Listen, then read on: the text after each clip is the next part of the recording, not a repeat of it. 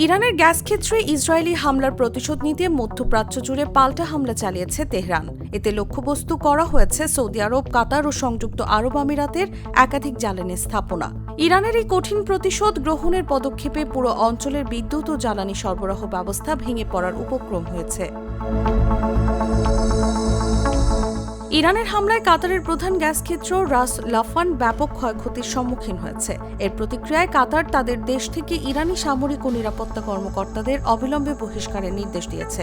অন্যদিকে সংযুক্ত আরব আমিরাত আবুধাবির হাবশান গ্যাস স্থাপনা বন্ধ করে দিয়েছে। সৌদি আরবের দুটি তেল শোধনাগারেও হামলার খবর পাওয়া গেছে। রিয়াদ এক বিবৃতিতে জানিয়েছে, ইরানের উপর অবশিষ্ট সামান্যতম বিশ্বাসও এখন সম্পূর্ণরূপে ধূলিসাৎ হয়ে গেছে। এর আগে ইরানের বন্দর আনজালি নৌঘাঁটি এবং সাউথ পার্স গ্যাস ক্ষেত্রে হামলা চালায় ইসরায়েল। এই ঘটনার পর ইরানি প্রেসিডেন্ট মাসুদ পেজেশকিয়ান হুঁশিয়ারি দিয়ে বলেছিলেন, এর ফল হবে অনিয়ন্ত্রণযোগ্য, যা পুরো বিশ্বকে গ্রাস করতে পারে। এই হামলার কঠিন প্রতিশোধ নেওয়ার ঘোষণা দিয়ে ইরানের ইসলামী বিপ্লবী গার্ড বাহিনী বলেছে, আমেরিকান জায়ানবাদী শত্রুরা আমাদের অর্থনৈতিক অবকাঠামোতে আঘাত হেনেছে। আমরা এর উৎসস্থলে আঘাত হানার পাশাপাশি সংশ্লিষ্ট দেশগুলোর জ্বালানি অবকাঠামোকে বৈধ লক্ষ্যবস্তু হিসেবে বিবেচনা করছি। ইরানের অভ্যন্তরীণ গ্যাস স্থাপনা ক্ষতিগ্রস্ত হওয়ায় ইরাকে গ্যাস সরবরাহ পুরোপুরি বন্ধ হয়ে গেছে। ইরাকের বিদ্যুৎ মন্ত্রণালয় জানিয়েছে, তাদের প্রয়োজনীয় গ্যাস ও বিদ্যুতের 1/3 ইরান থেকে আসত। সরবরাহ বন্ধ হওয়ায় দেশটিতে ভয়াবহ লোডশেডিং ও বিদ্যুৎ সংকটের আশঙ্কা দেখা দিয়েছে।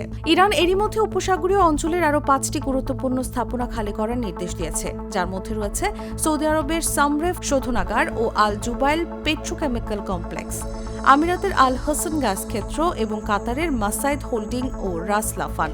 সাধারণ নাগরিকদের এই এলাকাগুলো থেকে নিরাপদ দূরত্বে সরে যাওয়ার আহ্বান জানিয়েছে আইআরজিসি।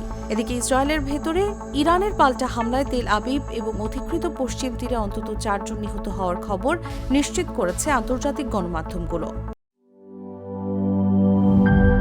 দুধার চকলেটে একাকার হয়ে ওঠা প্রাণ লেয়ার সম্পর্কের মিষ্টি ম্যাজিক।